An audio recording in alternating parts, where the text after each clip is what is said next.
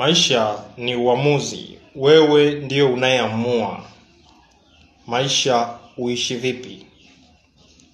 Vivyo hivyo hata afya yako pia, wewe ndio daktari wa kwanza wa afya yako. Yaani kabla Dr. Kuboja hajawa daktari wa kwanza, wewe unatakiwa uwe daktari wa kwanza kuweza kujitibu afya yako. Jana usiku nimechelewa kidogo kuweza kupata chakula. Nilikula mida ya saa 3 usiku na nimetoka saa 3 usiku nimekuja kupata lunch yangu saa 9 kamili mchana leo. Maana yake haikuwepo breakfast. Nimesogeza muda, na kwa kusogeza muda hivyo nimeruhusu mafuta ya ziada yaliyopo katika mwili wangu kuweza kuondolewa yote kwa pamoja.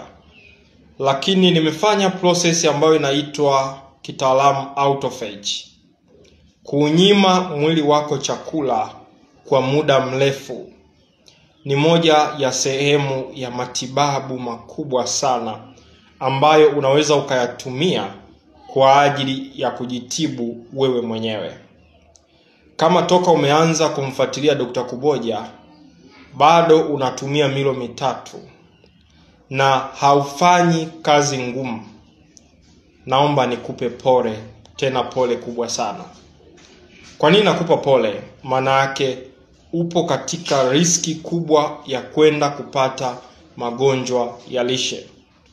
Kwa hiyo maisha ni uamuzi. Mchana wa leo nimekula magimbi, yalikuwa magimbi 3 ya kawaida kabisa, lakini nikapata na nyama choma ya shilingi 2,000, halafu nikashushia na kikombe cha maziwa ya mgando.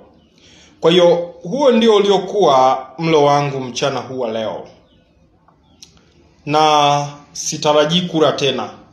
Kwa neema ya Mungu, kwa sababu nimekula saa 9 mchana, nina uwezo wa kukaa hivi mpaka kesho saa 2 asubuhi, saa 4 asubuhi ndipo nikapata chakula kingine. Narudia tena, maisha ni uamuzi. Wewe ndio una maamuzi ya kuweza kutunza afya yako, kuharibu afya yako. Magonjwa ya lishe ni mengi sana. Watu wanaonipigia simu wanateseka na magonjwa ya lishe ni wengi sana. Kwa hiyo the more unavyotengeneza afya yako sasa hivi, ndivyo the more ambavyo unajiandalia uzee ambao ni mwema.